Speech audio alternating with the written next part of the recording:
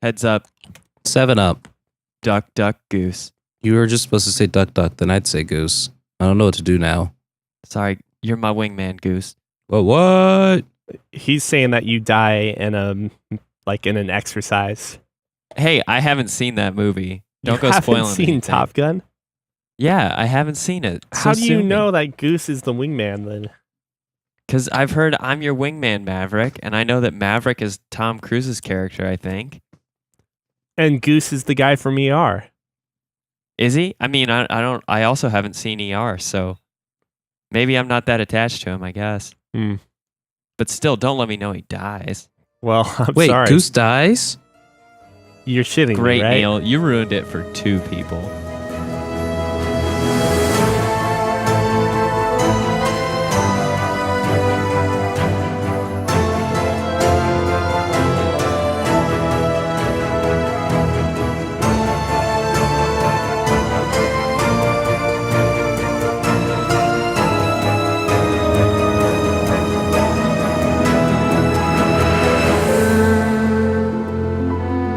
It's July 9th, 2017. You're listening to the Fancy Ramen Podcast. I'm Neil.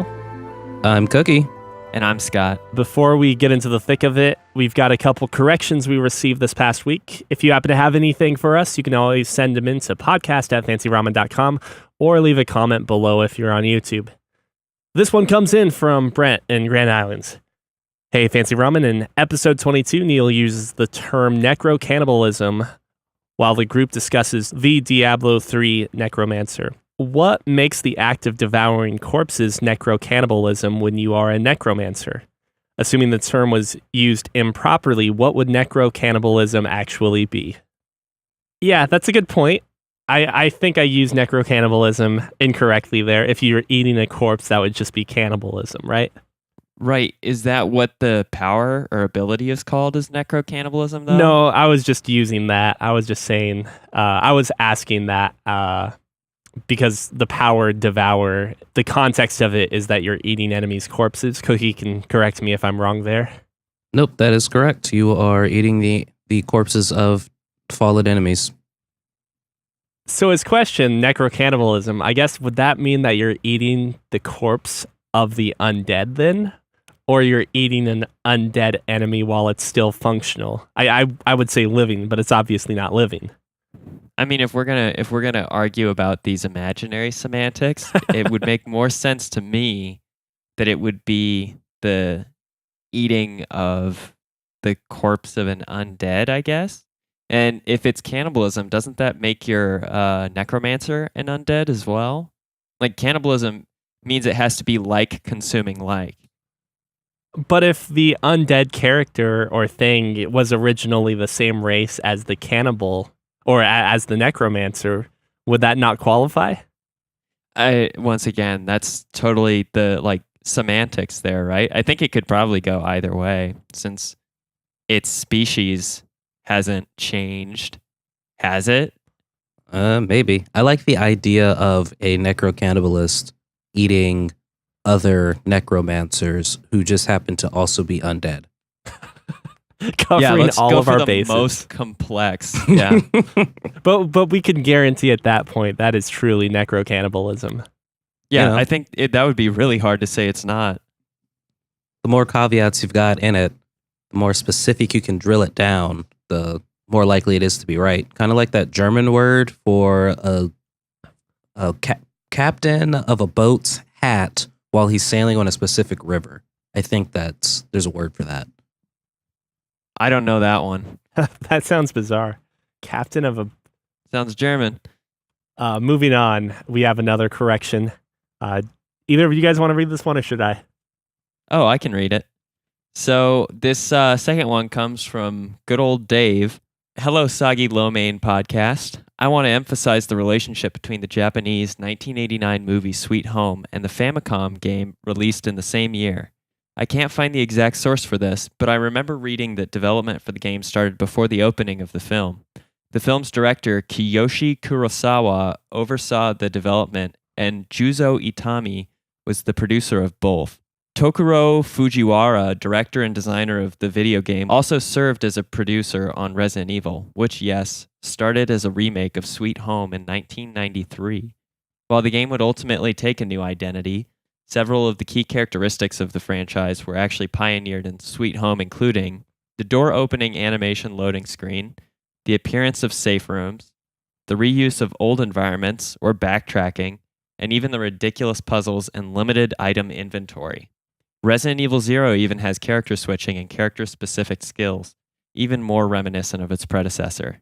That was like a few things I definitely forgot to mention or didn't even think of in terms of the safe rooms. Those things that they brought in from Sweet Home as well are some of my favorite elements of the Resident Evil games I've played as well.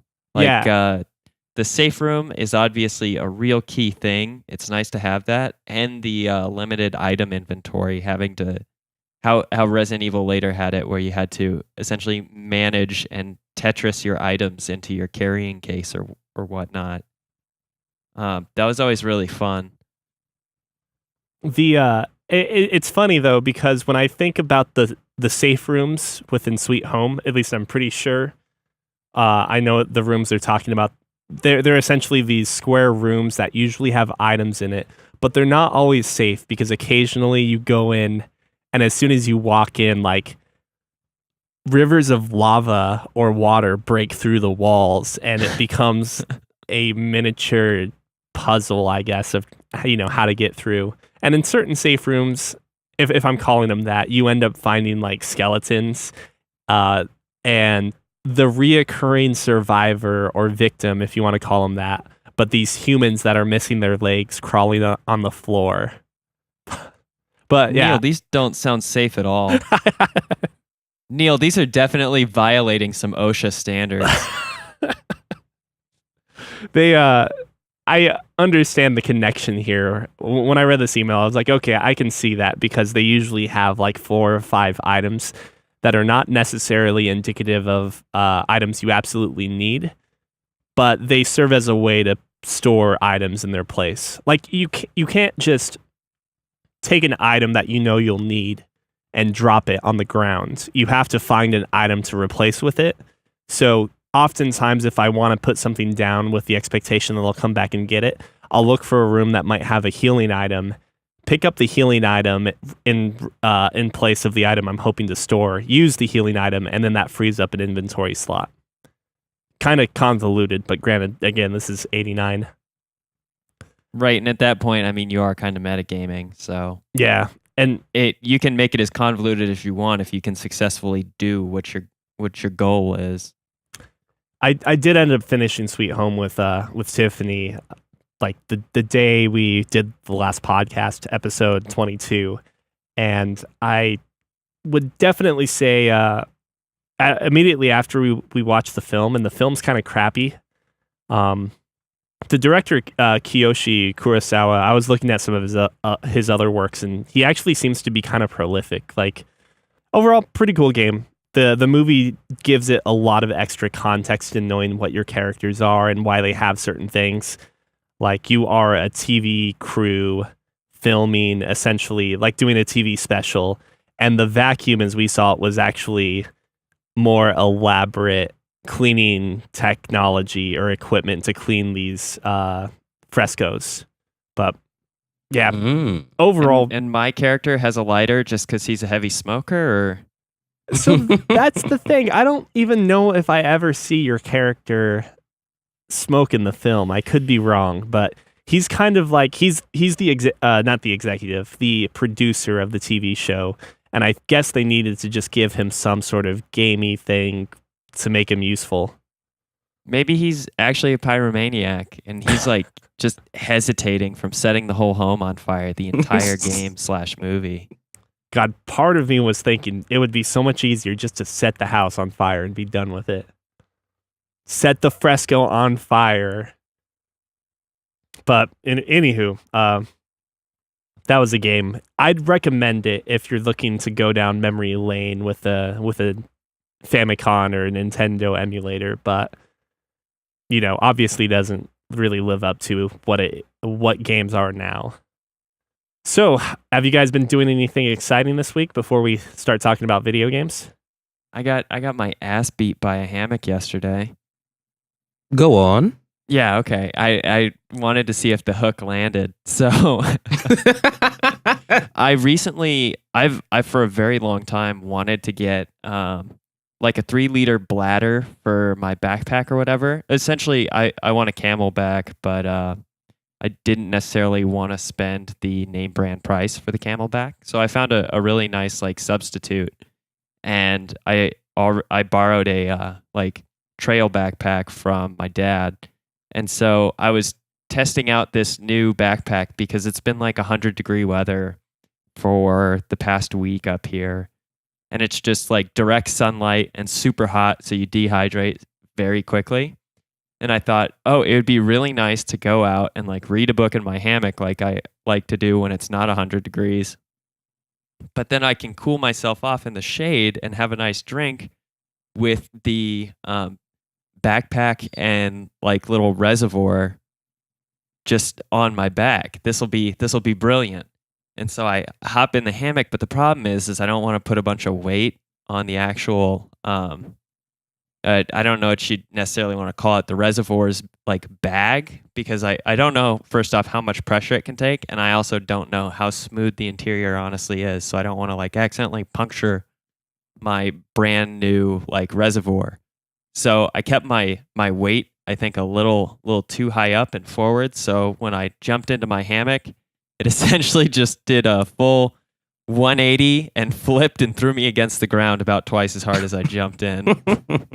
And so I just had to like limp off, covered in dirt and with some new like scrapes and bruises, and make sure that nobody saw, so I could keep my pride at least intact, even if like my hip bone is now slightly fractured.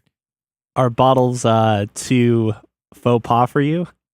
Oh, no. I carry a water bottle with me all the time. It's just, it's not necessarily the easiest thing to use in a hammock. And so I thought something being on my person might be a little easier. It turns out that might not be the case. You could have fashioned one of those beer hats that carries 2 cans of beer and just put water bottles in their place.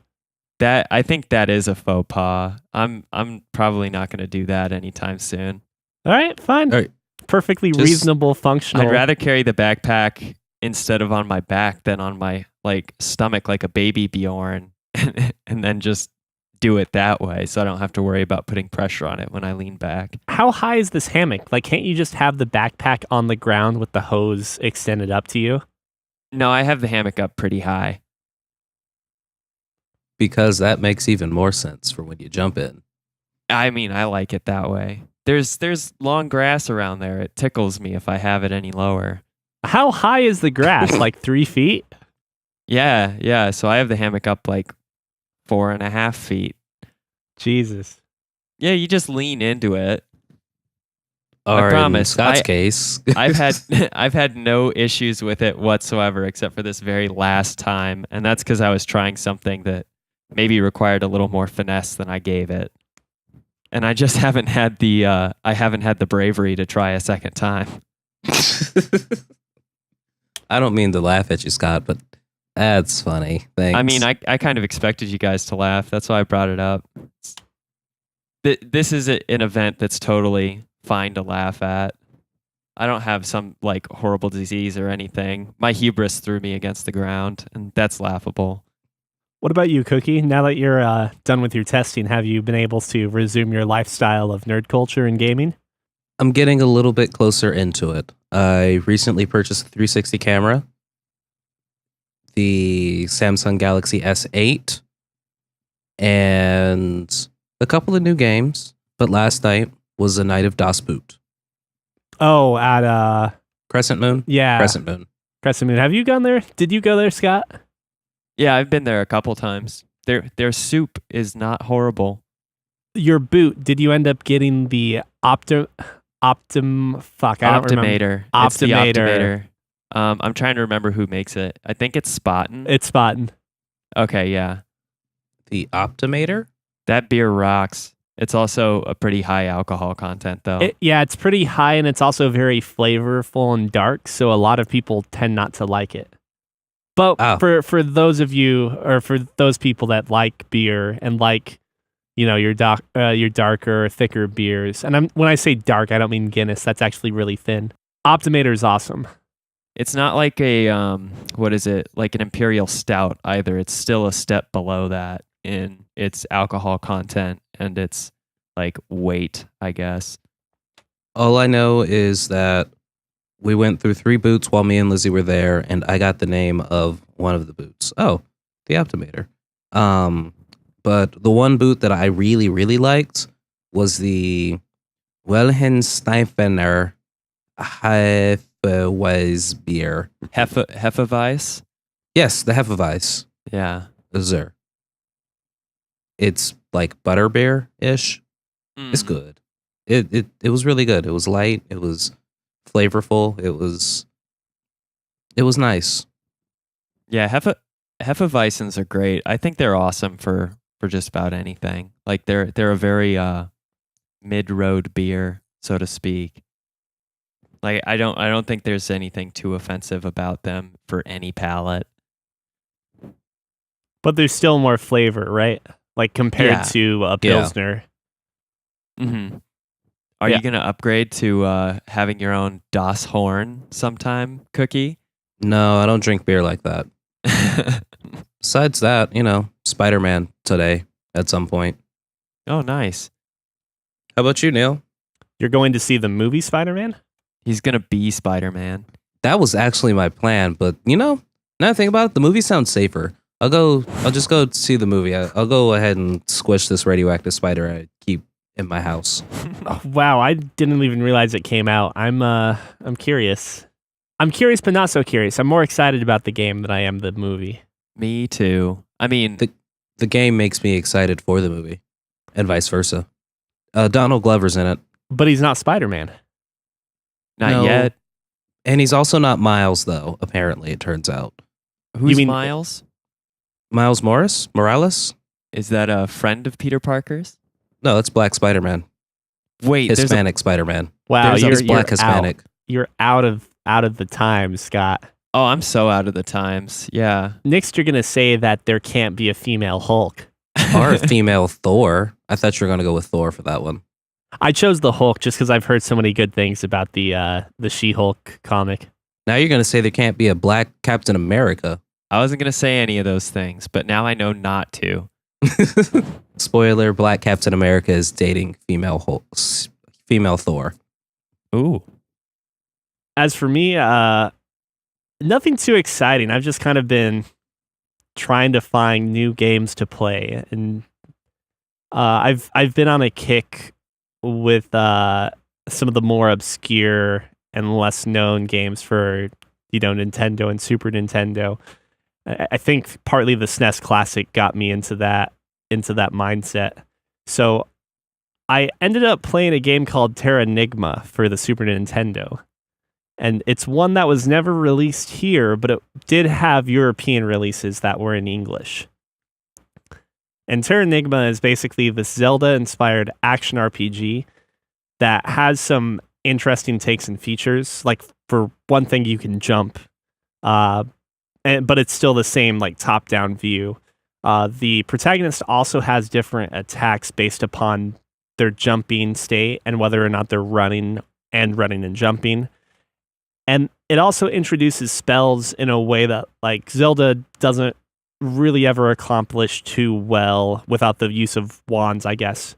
But different spells have different mechanics. Like your fire spell is kind of like a flamethrower that you have a slow movement to. You can basically guide it with your D-pad.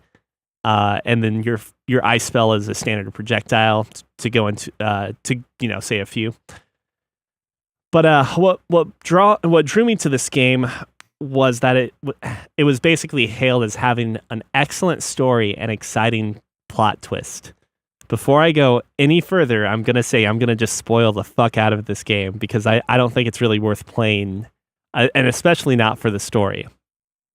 So, warnings have been set. That's fine with me. The character arc starts his journey in a small town that is closed off from the outside world. And basically, you're just running around. And the game also does kind of make fun of the fact that in these adventure games, you usually just pick up pots and throw them, like we were talking about during our Yusha Yoshihiko discussion. At one point, like this townsperson, this woman asks you to hand a vase or like a pot to her. You go and pick up the pot and you go and walk over and talk to her, but the talk button is also the same button that you would use to throw the pot. So you end up just throwing it in front of her and she gets really mad at you. And there's really no way to actually hand it over peacefully. So, I kind of enjoy some of that humor. But regardless, after some time and after learning a bit about your character and a bit about this little like childhood love interest he has, he accidentally opens up Pandora's box and is sent on a journey to conquer the 5 towers to free his people, which after opening up Pandora's box have become like this frozen crystallized state. So at this point now, the gates to the village have suddenly appeared. They weren't there before. And the elder tells you to go out and seek out these 5 towers. Outside, you suddenly realize that the oceans are all lava and the world view is super weird and distorted, almost like it's concave, excuse me. But with each tower you conquer, you see that your character is actually resurrecting each of the quote-unquote 5 continents. The first continent, Australia. Then I think you do North America, South America, Eurasia, and Africa. So this is like a legitimate replication of what our world geography looks like?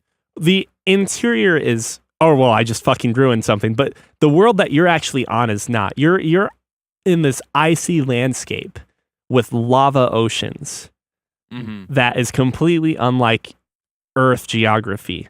But once all 5 of those towers have been finished, your character gets sent into a crevice, and basically it reveals that you are inside the world, the Earth, this entire time, and going through the crevice brings you out onto Earth's exterior. Now with the quest to revive all life on the barren landscape of Earth, which you've just like kind of resurrected or brought forth a land. So you're doing almost like a godly thing. The big plot twist is basically that the elder that sends you out and all of these things is actually like an evil entity or acting upon an evil entity. And it opens up this whole very typical story between God versus devil or light versus dark. But it begs so many questions as to why do you go so far as to resurrect the earth, all of its people, and like in this process too, you're also taking your time doing these quests to advance Earth and humanity's technology to present day as well. It's super bizarre and weird. But apparently this entire quest that you go on was all just a way for the dark side to basically take over in a weird form. Like one of the principal protagonists has this crazy goal of turning everyone into zombies so no one ever dies. But first they need to restore the world to working function and then take it over. Except like the evil side really apparently, like the actual dark side or the devil, if you will, doesn't necessarily even seem to care about that shit. So I don't understand the entire justification of sending the main character out to do all of these things when the world is already completely fucked. Like it already seems like at the start of the game, the dark side has already won. So why do they go any further? And like the big plot twist essentially is that for every character that exists within the world, there's also a character on the outside of the world. So the hero is actually the dark side hero, but you're obviously not evil. And when you end up meeting, quote unquote, meeting the light side or the exterior arc, he's already dead apparently. And through some unexplained convoluted fashion, the ghost ends up killing the protagonist. The ghost protagonist kills the living playable protagonist.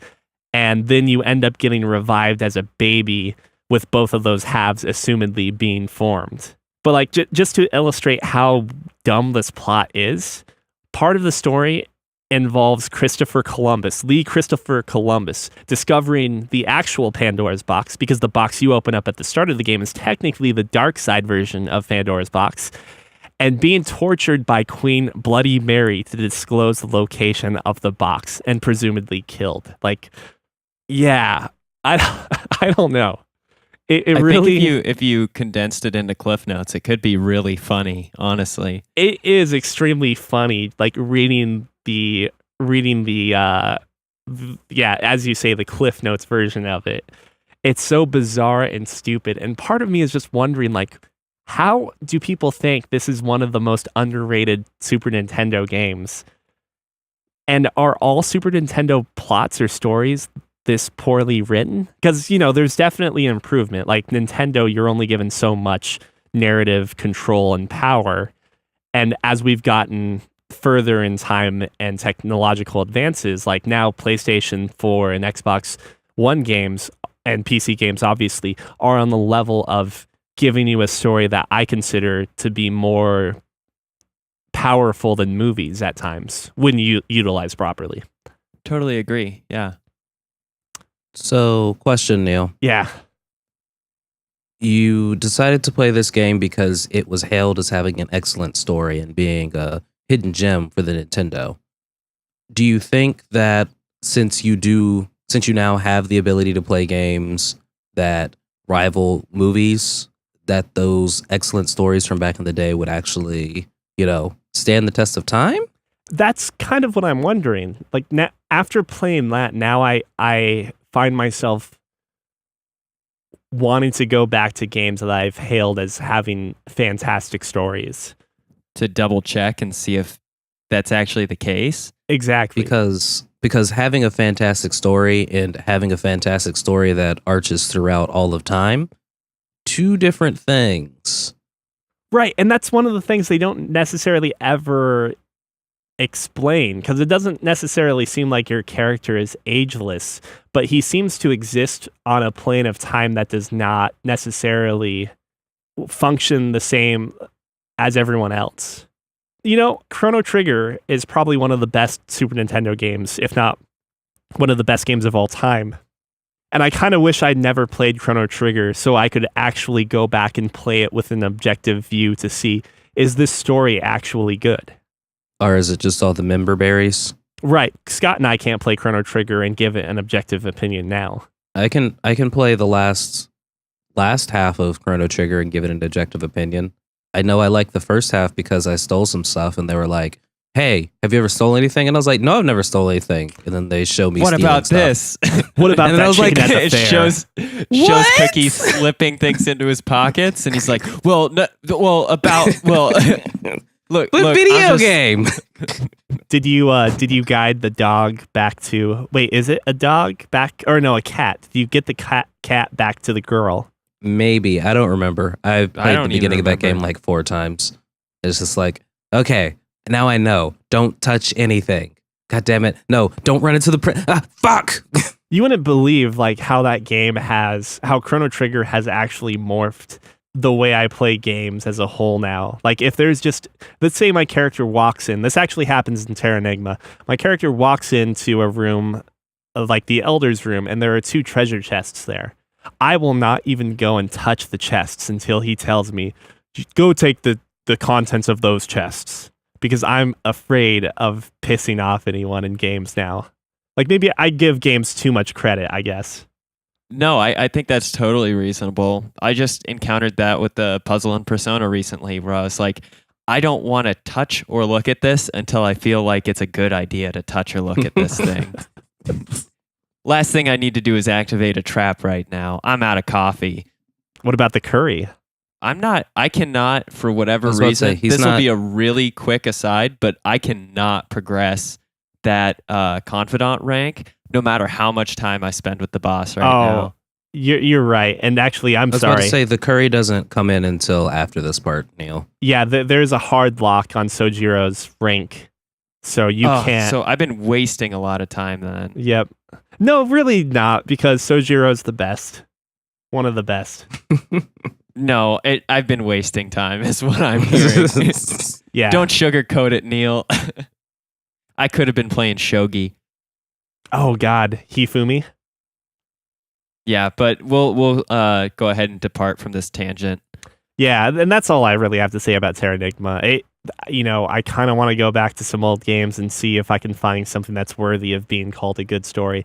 And maybe I'm being too hard on this game as a whole too. Neil, Hmm. I've got a good thing for you to go back and hail as having a good story. You want to know what it is? Sure. Steven Universe. Just watch it, please. Yeah. Thank you. Do I play it on a Super Nintendo or Sega or Nintendo? You can hold a controller while you watch it. You can play it on any new console. So you're saying it's actually more interactive than Telltale games? Speaking of interactive Telltale games, weird tangent. Netflix has those now. What? Really?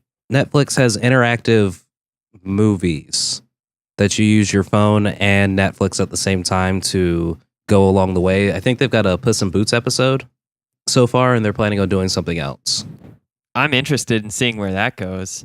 I mean, these have existed with DVDs before, where you would use different option selections to essentially choose what you wanted to do. So I'm not surprised. It's like watching a movie that's director's cut, except you get to choose when it's director's cut and it's not director's cut. Pretty much. Anyway, sorry for the interactive movie. You need to watch Steven Universe, but you really need to watch Steven Universe. Just do it. There's just so much new anime, though. So many new things to play and watch and do. But It's Steven definitely on Universe my would be list. new anime for you. I guess. they're- I guess. They're still putting out new content too. Oh yeah. Oh, can't wait. Anyway, Scott, we cut you off from having too much Hollow Knight time last week. So let's talk a little bit about, or a lot of bit about this game. Yeah, I'll take the a lot of bit. Like this is a game that I could talk about for quite a while, up until I get to the point where I'm actually pushing any sort of like spoilers. But if you guys have questions, like please feel free to ask because this game's great and I could talk about it quite a bit. But have either of you guys played probably Shovel Knight? I mean, I assume both of you have played Metroid games. Yeah. Okay. I have played a Metroid game. Did you play did you play a Prime game like Metroid Primes, or did you play any of the like 2D platformer side scroller Metroids? 2D platformer side scroller Metroid. Good, and I assumed you probably liked it because they're all pretty much great. I assume I played a little bit of it. Okay, well at least you have a pretty basic idea of it, and I definitely know Neil already has the background with it, but neither of you guys played Shovel Knight, or you did? I played Shovel Knight. I Okay. want to play Shovel Knight. It is really fun. I like Shovel Knight quite a bit too. Especially the Plague of Shadows DLC was really good. And now there's the Spectre of Torment one, which I haven't played, but I might pick up because I enjoyed Plague of Shadows so much. But Neil, this'll really work for you then, because I know you have background with all the games that I think Hollow Knight does right by referencing or at least being reminiscent of. And the best way I can describe it by just giving game titles is it's like when you take the sort of very enigmatic and particularly like dialogue light and narrative light storytelling of Dark Souls and then mash it together with Shovel Knight combat and Metroid level design, or Metroidvania if you want to give the Castlevania reference there too. And then to tie it all together, it's just got a gorgeous kind of art style that's once again reminiscent of Dark Souls, mixed with cute bugs.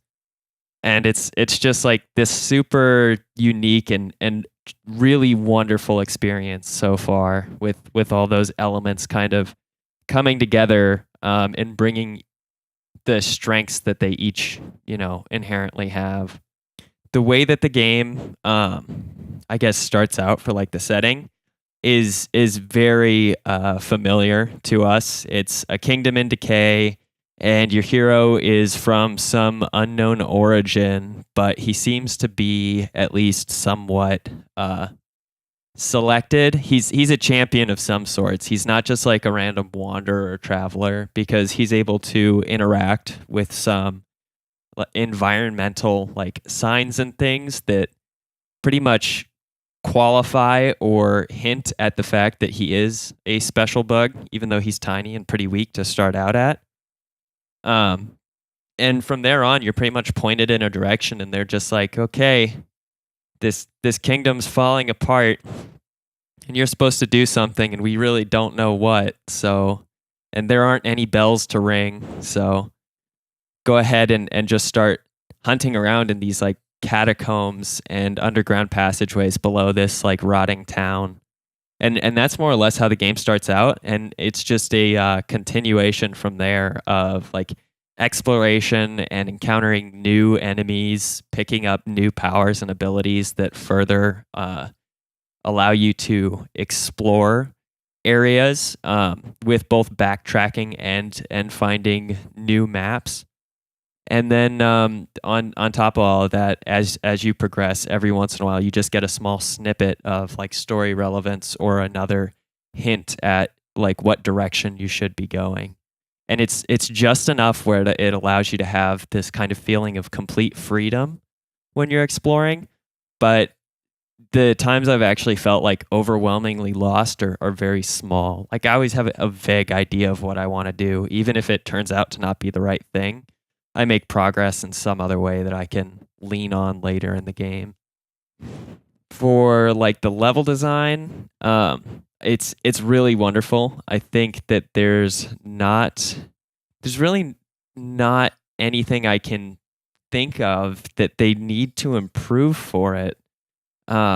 It's just as good as any Metroid game I've played, and I personally couldn't come up with like a better way to conceptually design their maps. Like it makes great use of the fact that it's two-dimensional, and with later movement elements, all the maps feel like really perfectly designed. Like movement always feels very clean, and you can get to where you're going quite fast, but it also provides a challenge when you're interacting, like fighting enemies in most environments and areas. And the combat at first is a little tough because you're super weak. You use your sword is called I think it's called a needle. And now I can't remember actually. It's some sort of like thorn though. And you use that in a swiping motion that you can do in either above, horizontally, like in front of you, or behind you almost immediately if you change the direction of input, or below you. So you pretty much have 4 directions you can slash in. And the combat at first is a little slow because it's a nail. That's what it is. Your nail is pretty weak, and even the smallest enemies take at least 2 to 3 shots, I think.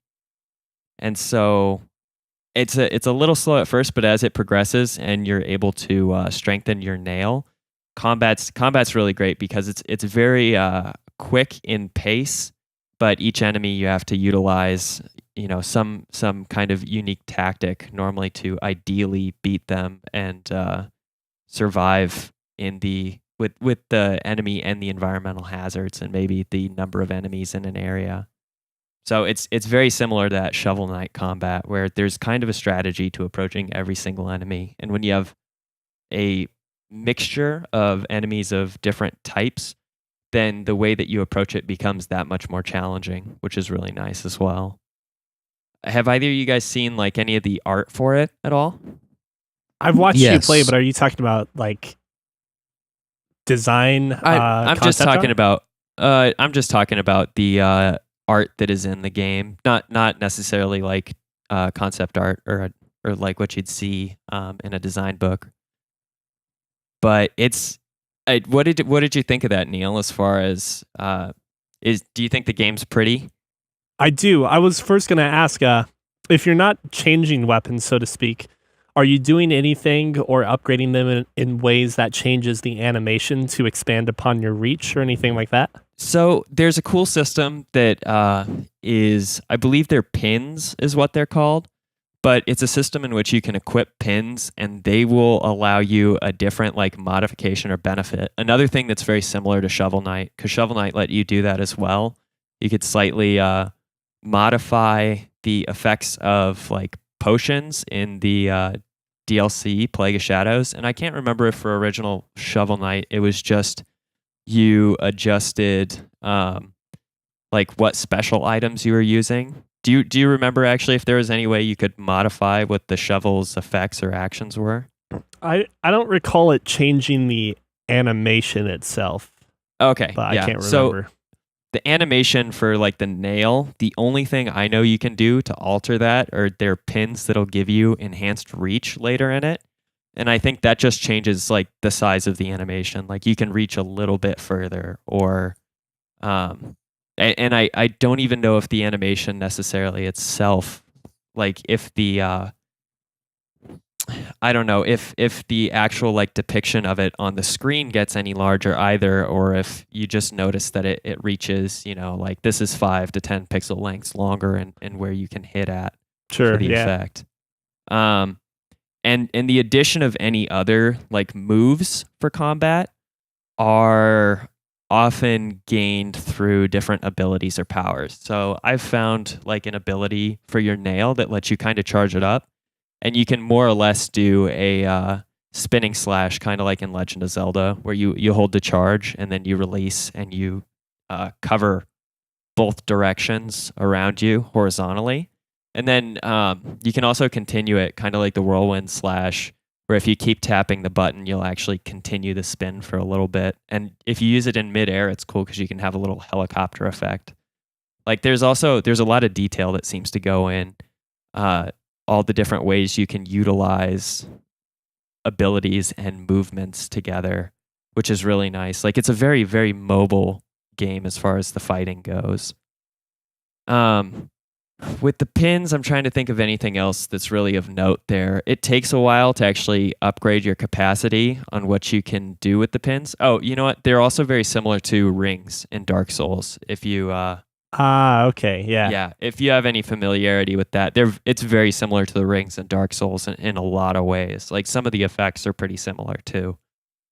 And you honestly mostly purchase those pins from vendors, but some of the best ones you actually find in kind of like maybe not necessarily hidden or secret areas, but harder to access areas, and sometimes after a fight with like a representative boss of what that ability would be, which is also really cool because you kind of get to see it in action too. The boss fights in the game are great for a game that's two-dimensional.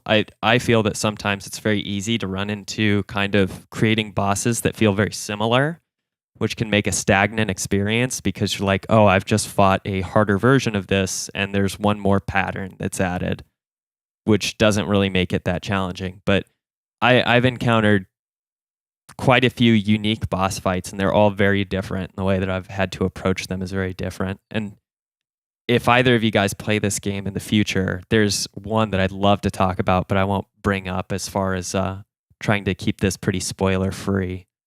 But I think I'm probably halfway or maybe even less than halfway through the game. And there's some fights in there that are very memorable, just as memorable as any like really, really impactful Dark Souls fights I've had in my early gaming career. To flip back to the art really quick, though, it is a really gorgeous game. Like, I don't know any other 2D games that come to mind as quickly that have left kind of a better impression for me. Even the menu design for each vendor is like slightly customized in the framing for it. So they all have their own kind of unique art, which is really cool. And the only other menu system I can think of that's similar to that currently is like Persona 5s with their special vendors. At least the confidant vendors. And the music is also very good as well. It's often morose and quite somber, but for boss fights, it normally amps up quite a bit. And it's contextual in some areas, which just adds to the immersion even more. And also in the realm of the audio, all of the characters have a little voice clip that will play when you first start dialogue with them normally, and then every time you enter a new window of like text or dialogue, you'll hear something. And it's kind of like a short blurb, almost like The Sims, where it's just gibberish, but it sounds pretty legitimate as what you could imagine a foreign bug language would sound like. And so it adds to the immersion there as well. And then the only other mechanical thing I wanted to bring up is you do get to a point that you kind of get a Mask of Truth ability, similar to if either of you ever played Legend of Zelda Ocarina of Time or Majora's Mask. There's a mask you could get that allowed you to essentially read other characters' thoughts, which often didn't do much as far as benefiting you in the game, but it normally gave you more context on those characters or the story. And it has a very similar use in this game. That's really cool. Like if you're into the story, it allows you to get even more deeply involved, which is really cool. So I don't want to say much more about it without, I guess, inviting accidental spoilers. But it's a super cool game. I'm really glad I picked it up. I was talking to a friend earlier today who told me that they were really enjoying it. Like they were really loving the game. And I asked them how far they were, and they told me they were only like 2 hours in. And I'm at like the 14-hour mark. So I told them, like, if you enjoy it at the start here, you are just going to be like knocked off your feet later, because it just progressively has gotten better for me. And rant. Slow clap. Dead Space. I mean, yeah. Did you guys have any questions at all about it otherwise? Would you say this game is closer to Castlevania Symphony of the Night / Aria of Sorrow or Melee Metroid?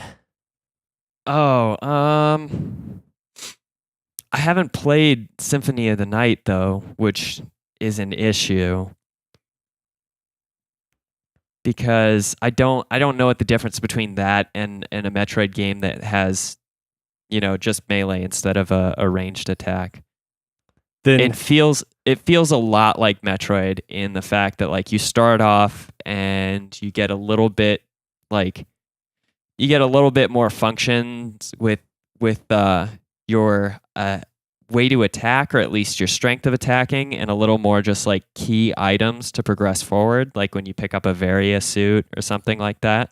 But then like late game Metroid is often, it's all new mobility stuff, right? It's just new stuff to get around. Like it's a corkscrew jump, or it's damage on the corkscrew, so you can actually jump through like weak walls later in it, and missiles and other things that'll allow you to really progress through stuff as opposed to really fight enemies more effectively. Right. Yeah.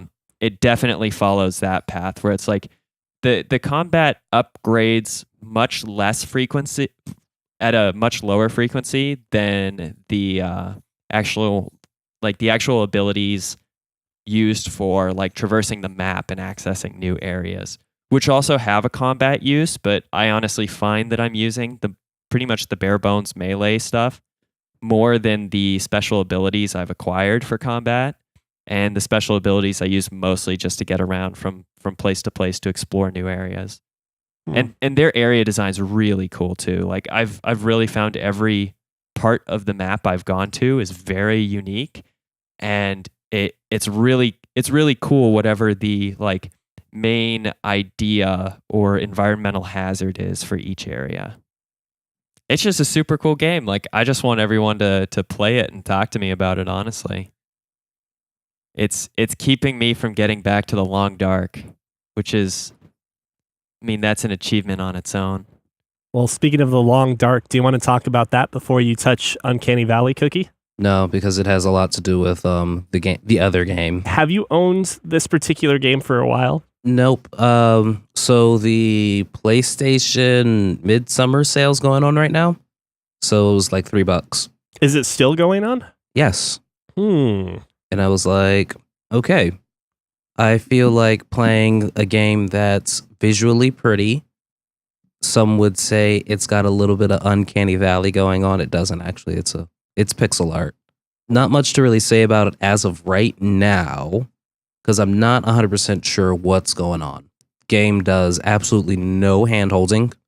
I've restarted the game twice just to see about like the differences, because a lot of games say, oh yeah, play a game multiple times in order to get like the full game experience. Yeah. So one time, first time I played it, I was like reading all the dialogue as things were going on, like during a cut-ish scene.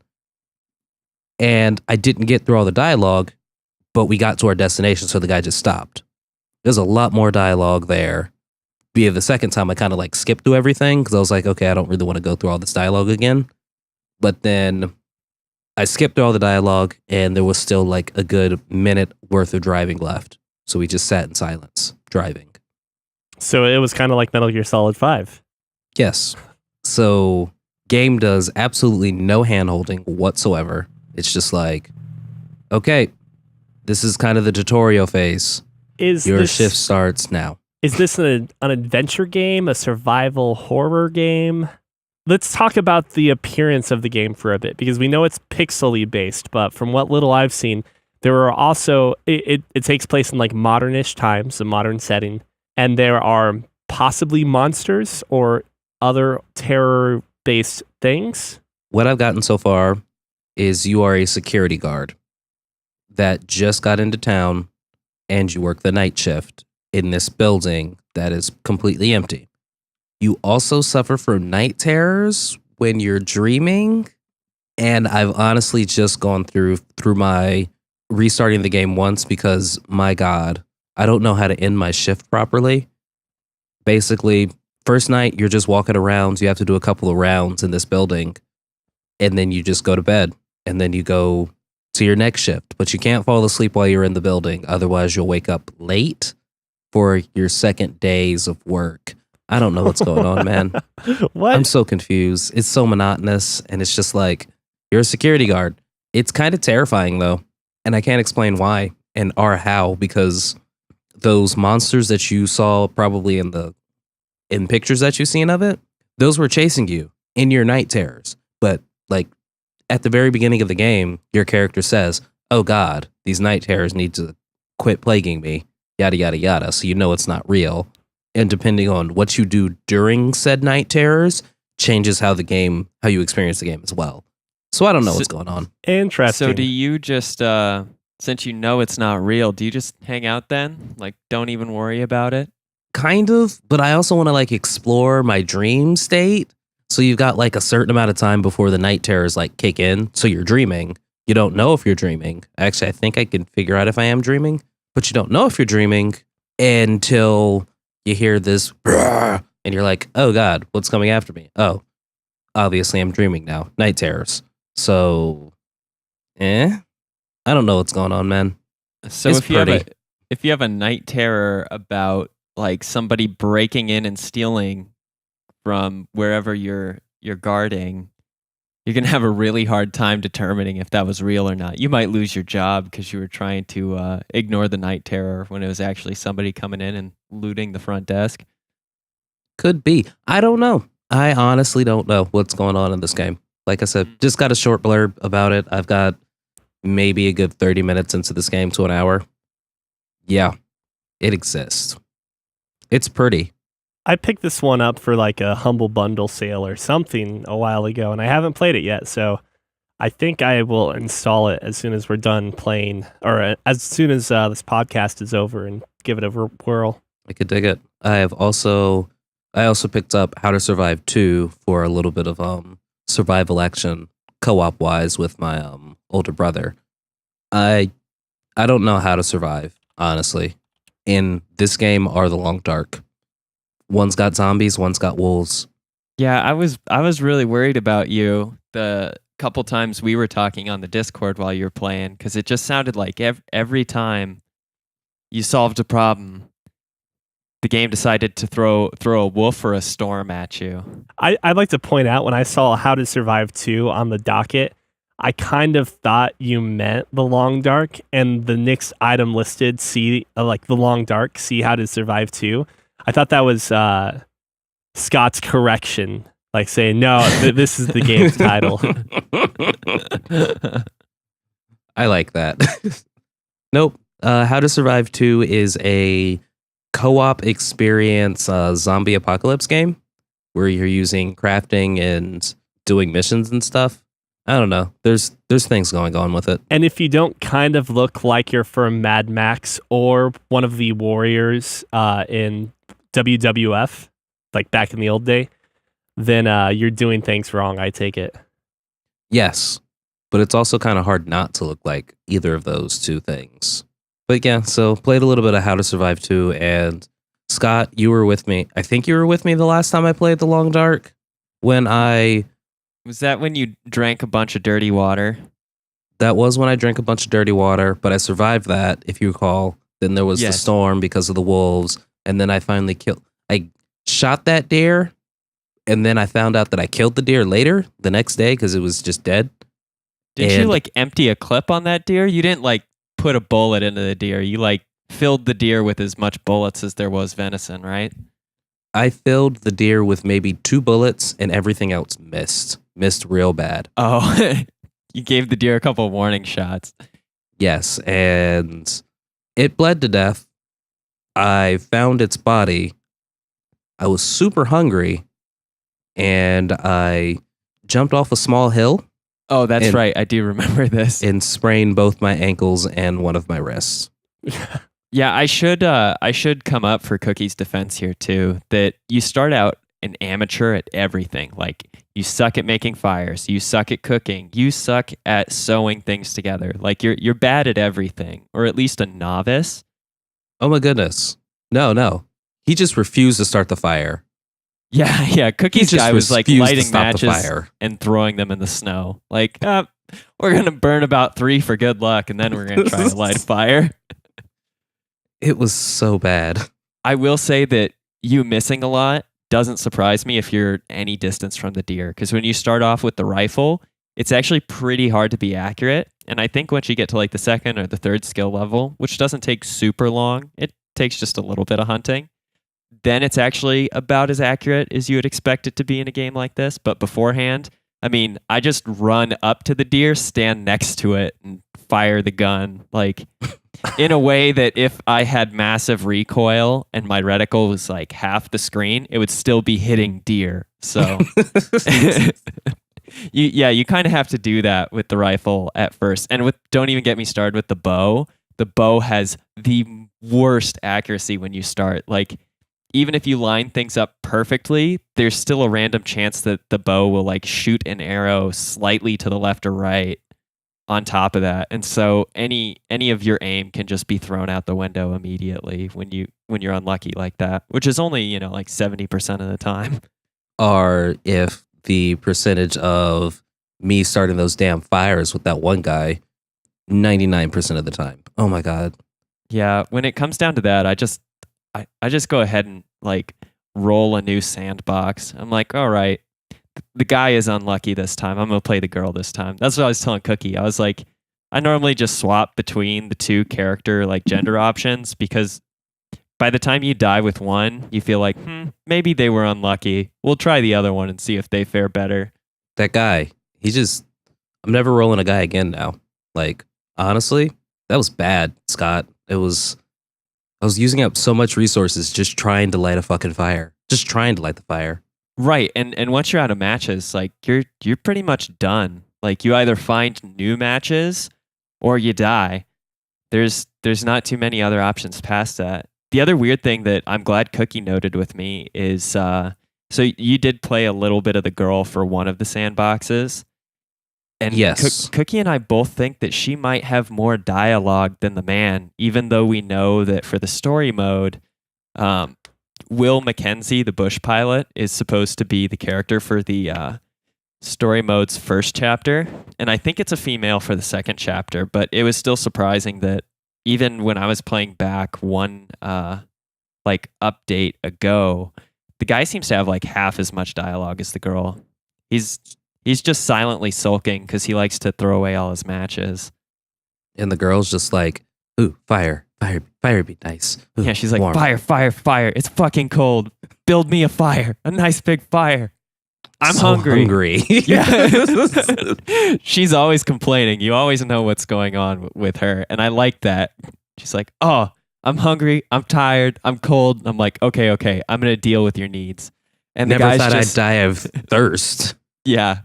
And the guy's just silent. And I look and I'm like, why didn't you tell me you broke both legs? But yeah, I will say out of these 3 games, The Long Dark is nice. Oh, and I guess before I got on with you guys, I was playing even more of Battleground PlayerUnknown. When are you guys getting this? When are we going to play together? I hear it's still going to be in early access a little bit longer. Oh yeah, it got pushed back apparently. I want to see them update the. I want to see them clean it up just a little bit on the mechanics, And honestly, I still have so many games to play. That's one of the reasons I didn't pick it up. Is normally if I have another group of friends besides you guys. I'm sorry to say, but I used to game with them all the time. I mean, like it would at least be a couple times a week, and we'd play a game, multiplayer online. I haven't played with them since they picked up PlayerUnknown's Battlegrounds because they're playing it all the time. And so normally that would be a motivator for me to pick it up, but I was just watching them and I'm like, oh, this doesn't look like it would fare well for me. I might wait on this a little bit. Oh, but you start off so bad and you get better and better. I my last game I was like one of the last 10 people. That's exciting. You almost got your chicken dinner? Yep. I killed 3 of the people. So, I was getting into some fights. And then you got delegated to tofu at the end when you died. They're like, no chicken dinner for you. Pretty much. Just jumped out of the car a little bit too soon. You stick to gruel, Cookie. You got to earn it. Indeed. Let's talk about what's in the hot pot today. First up, Five Nights at Freddy's 6 canceled after the creator realized it wasn't enjoyable to make, and also due to the pressure building that it needed to be better than the other 5 games. Excited? Question. Was it fun to play? Yeah, that's actually my question too. Depends. If you like to jump scare yourself, I'm sure it was. The last game actually was kind of interesting in the new direction it was taking, but still, it's still FNAF, and it's still just a YouTube view generator. Next up, in Japan, Snipperclips was downloaded more times than Zelda in the first half of 2017. Are you guys surprised? Is that still going off the fact that more copies of Zelda were sold than Switches, and Snipperclips is only digital? Only digital, yeah. See, and that's partly my thinking was, it's because everyone already has Zelda. Now they have to buy a new game. Right, they got the Zelda bundle, and then they downloaded Zelda again, and then they bought Snipperclips. And that all happened in 2016, so we've moved on.